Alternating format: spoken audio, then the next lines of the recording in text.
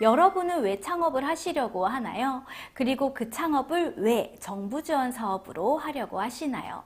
창업을 준비하는 사람들이 정부 지원 사업을 통해 창업을 하려고 하는 이유는 여러 가지인데요. 대표적으로 세 가지를 들 수 있습니다. 자금 지원, 비용 절감, 그리고 교육입니다. 먼저 정부는 창업자에게 자금을 지원하는 다양한 프로그램을 운영하는데요. 이것은 특히 초기 자본이 조달되기 어려운 창업자에게 크게 도움이 돼요. 정부 지원 사업을 통한 자금 지원은요, 크게 창업지원금과 창업지원 대출로 나뉘어져 있어요. 제가 쉽게 구분해 드릴게요. 창업지원금은요, 갚지 않아도 되는 돈이고요. 창업지원 대출은 낮은 이율로 조금씩 갚아야 하는 돈입니다.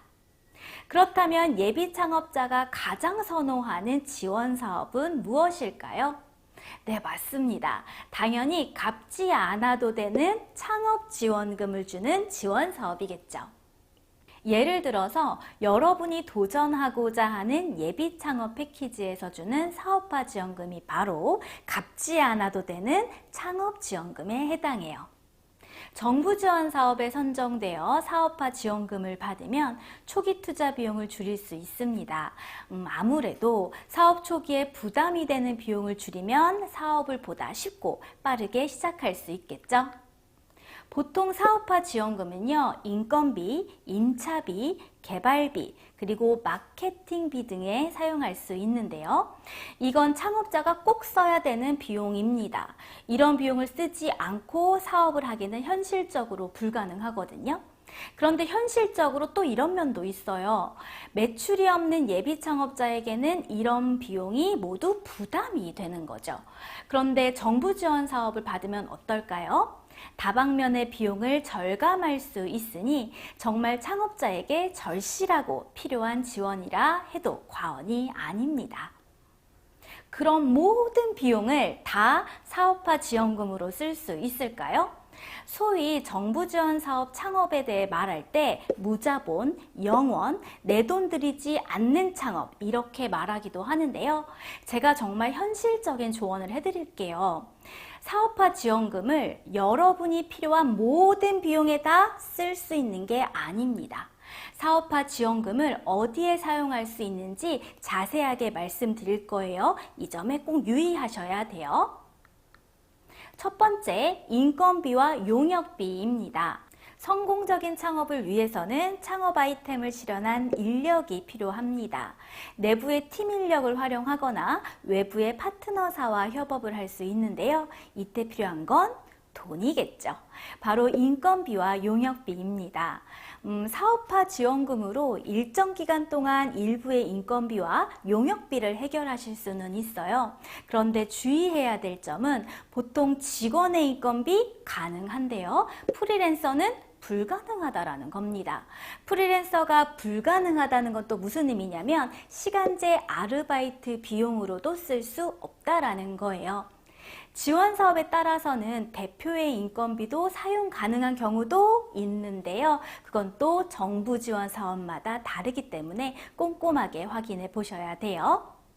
시설비와 임차비를 사업화 지원금으로도 쓰실 수 있어요. 그런데 이때 또 주의해야 되는 점, 사업에 필요한 시설과 설비의 경우 기본적으로 이래요. 협약 기간 동안 대여는 가능하지만 구매해서 소유하는 것은 불가능하다는 겁니다. 그래서 이 점을 주의하지 않으면 예상하지 못한 자금이 들게 돼요. 가령 프린터기가 필요하다 하더라도 구매는 안 되고 협약 기간 동안에 렌트비만 지원금으로 쓰실 수 있어요. 그래서 덜컥 몇십만 원, 몇백만 원짜리를 샀다가 지원금으로 처리하지 못해서 당황하시는 창업자들을 종종 발견할 수 있습니다.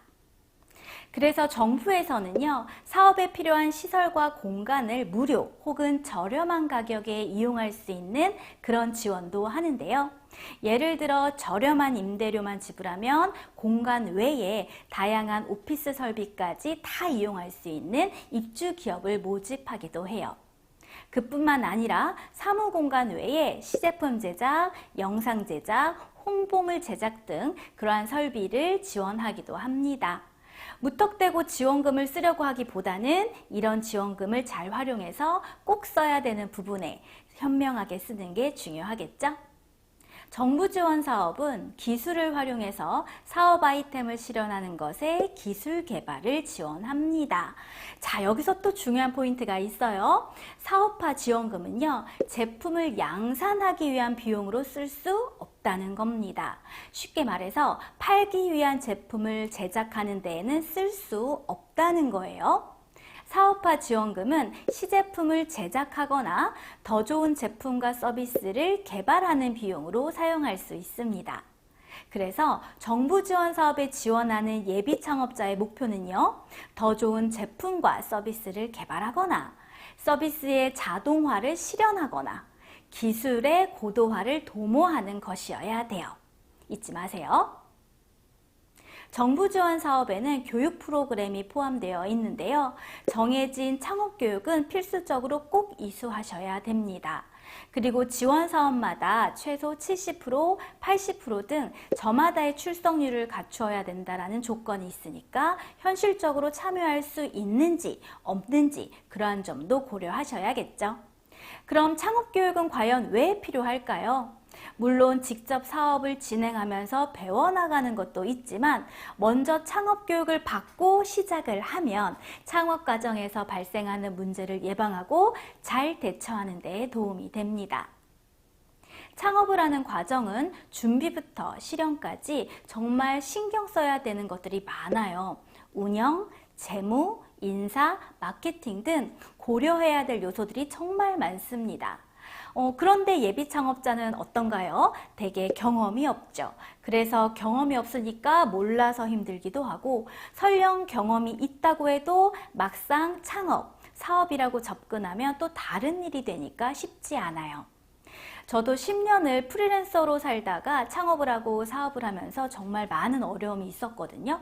지속적인 교육을 통해서 경험을 쌓고 자기 발전을 해야지만 내 사업에 무엇이 필요한지, 어떤 부분에 보완이 필요한지 볼 줄 아는 눈이 생겨요. 그렇기 때문에 교육을 받는 과정 반드시 필요합니다.